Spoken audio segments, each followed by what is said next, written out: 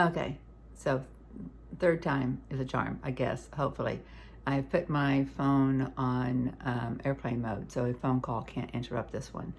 That's what happened with the last one. So what I was saying is that carbonation can impact your CO2 in the bloodstream. It can cause bloating, and all these things can impact either your blood volume, the distribution of your blood, and also impact your vagus nerve. So any of those could play a role, but also it's just may not just be the carbonation itself, it may be something else in the carbonation, like a sweetener or the sodium. And we discussed that Dr. Pepper has a good bit of sodium in comparison to any of the others.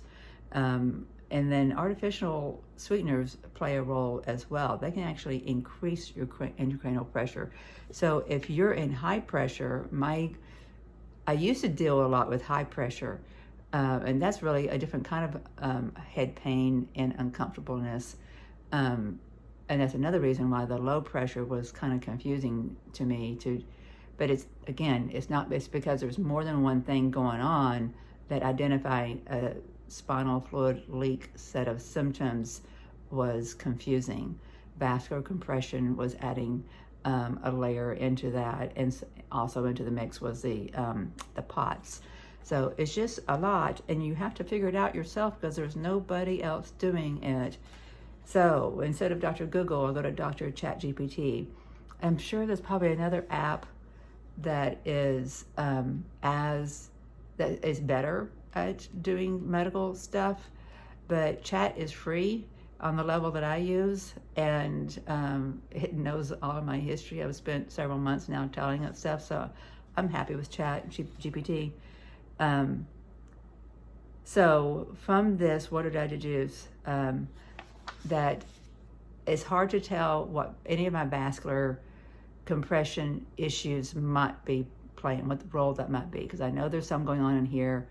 I believe there's some in this clavicle, and I believe there's some in this lower right pelvis area at the groin. All that is yet to be figured out, and so I know there's going to be some role it's playing that I may not be able to account for, and that's going to be fine. I can't do everything, but I can fine tune things. So I was going to get a pill of caffeine, but I want to go as low as possible. So I had asked, I'd asked Chat for, I didn't print that out, but I asked Chat for a list of different pills and the lowest amount that I can get, because I don't want to be stuck with a pill that I don't want to take it because it's going to give me 200 milligrams, and when I may only need 25 or 50, So I want to get the lowest amount. So one of the things it recommended was doing a green tea extract, and green tea is healthy for you, so I thought I'd look that up. On Amazon, there's green tea extract pills by a brand that I really like, Pure, Pure. They do a good job of keeping their supplements pure, of not doing a lot of unnecessary additives. So I thought, okay, this is one I'll get. But it looked like it had a whole lot of caffeine, and then I realized it didn't have any caffeine. It's decaffeinated. I'm like, why? Why would you be selling? And I'm sure there's a reason that why people need green tea extract and also don't want caffeine. But I wanted the caffeine. So I have not figured out which one to get yet. I'll share that at another time and let you know how it's going. So what I'm switching over to now, it's looking pretty cloudy because I've left my tea bag in there. This is a gallon size tea bag that I put in a quart. So I can either take some of this that's really strong, or I can dilute it into some more ice and water and have a more regular dosing. I don't know that the artificial sweeteners are bothering me of the carbonated beverages that I've been drinking, but it might, because I've been getting a fair amount because I've been drinking these and I'm not used to them, right? So what did it say that artificial sweeteners can do? It can slow gastric emptying and prolong that CO2 exposure. So it can increase your intracranial pressure, which may have been helping So it may have been helping me. So I may actually put some in my tea. We'll see. Just because I've kind of gotten used to a sweet flavor now after a week and a half of doing carbonated beverages. Okay, so then my next question, whenever I was looking it up on which caffeine pill to get, is you can get caffeine with L-theanine. I'm like, okay, what the heck does L-theanine do? And do I need it? And why would I or wouldn't I need it? So I asked ChatGPT, and after it gave me a good answer, I decided to tell it to put it into spreadsheet so that I can put it into my Apple Notes, which I've done with all of these, so I can reference this. My memory is terrible for details like this. I can kind of like remember the gist of something, and then remembering the details, I need to go back and reference it. Because I'll just, from here on forward, after I figure out, oh, this is the pill I need, that'll just be the pill I need. I won't necessarily remember all the details. So I like having notes. I have a very active notes section in my phone for that very reason, and I use it heavily. So let me read this. I won't read the whole thing to you. Caffeine can temporarily improve upright tolerance and relieve low pressure symptoms in patients with cerebrospinal fluid leaks through cerebral vasoconstrictions, what we've been talking about. It constricts the vessels in the head, and mild intracranial pressure elevation. Okay, L-theanine, however, can counteract some of these effects. The following table compares their actions and suitability for CSF leak management. So I won't read everything to you, but I'll put this in the Facebook post so you can read over it if you want to. And you can just add ChatGPT yourself, and it will tell you. So for me, I'm not going to do L-theanine because if I'm drinking caffeine or taking it in through a pill, I want it to constrict the blood vessels so I can keep my brain protected and keep the spinal fluid in my skull. That's the whole purpose, because then the brain feels better and all these related nerves that are associated to that area are not on fire. So it says, for an active CSF leak, caffeine alone is generally preferred because it promotes the cerebral vasoconstriction and supports upright tolerance. L-theanine can be helpful later. Here's another question coming up. When caffeine causes overstimulation or during the recovery phase, but it may blunt caffeine's benefits for low pressure relief. So it's not on this sheet, but in my chat thread about this with ChatGPT, it mentioned taking L-theanine in the evening to help you sleep. So I'm like, okay, because it is an amino acid, and amino acids are supposed to help you sleep, which is one of the reasons why I try to do my carnivore bread, because I put collagen in that has a lot of amino acids. My carnivore diet also provides a good bit of that, but it's just a very important set of nutrients for us to get. So I need to look more into if I'm taking caffeine to help with my CSF leak, should I take L-theanine in the evening so that I can sleep really well? Because just because I'm sleeping better hours doesn't mean that my quality of sleep is what it should be.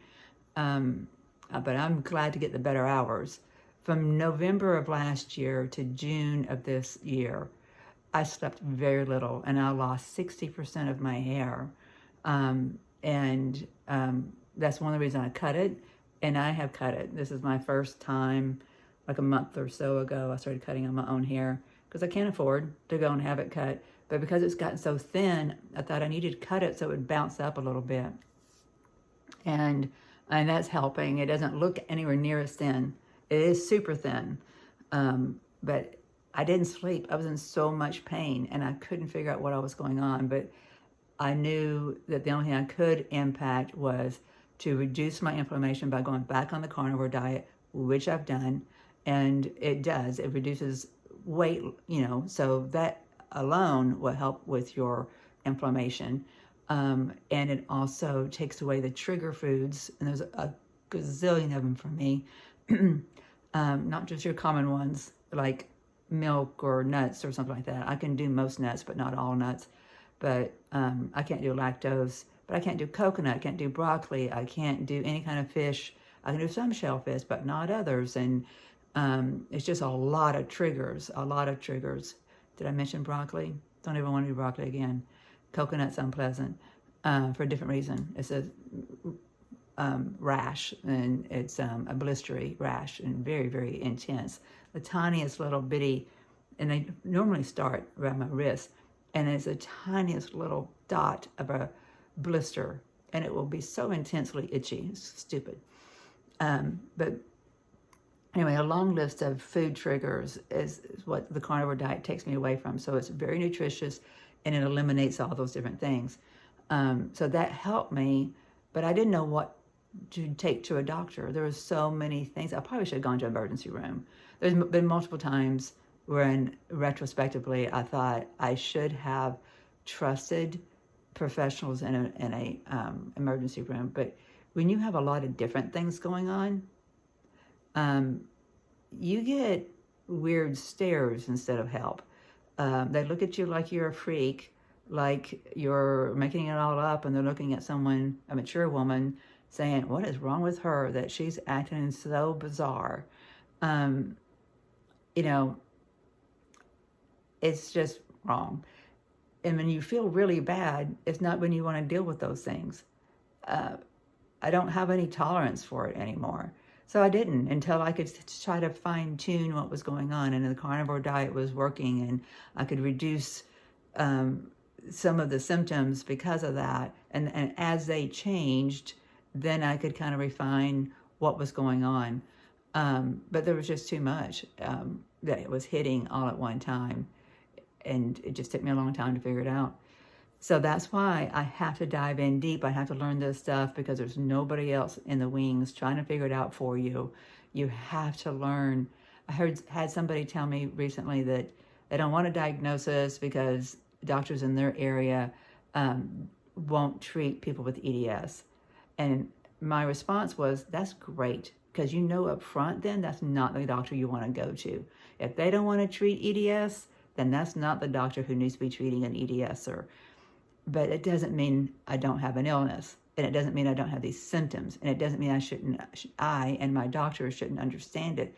The only reason I have gotten the help I've gotten is because I have found the experts who understand it. What we need to do is spread that body of knowledge, and we need to shame those doctors who won't help us, honestly. Because if they don't correct themselves, if they don't have a force that corrects their behavior, then people just suffer, and that's not right. They've paid for an education in medicine. They're spending their time and money pursuing that education. Why? Just so they can run a business? No, it should be so that they can help people.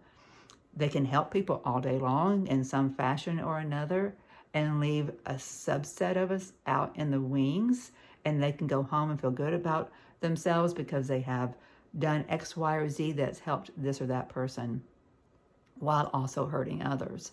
So what's going to reconcile that so that the people that are being left out in the wings get the same kind of care, curiosity, and consistency of that care and curiosity?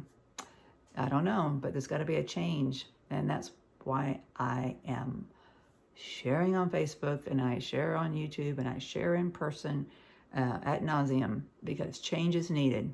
Change is needed. See you later, guys. Hope this has been helpful.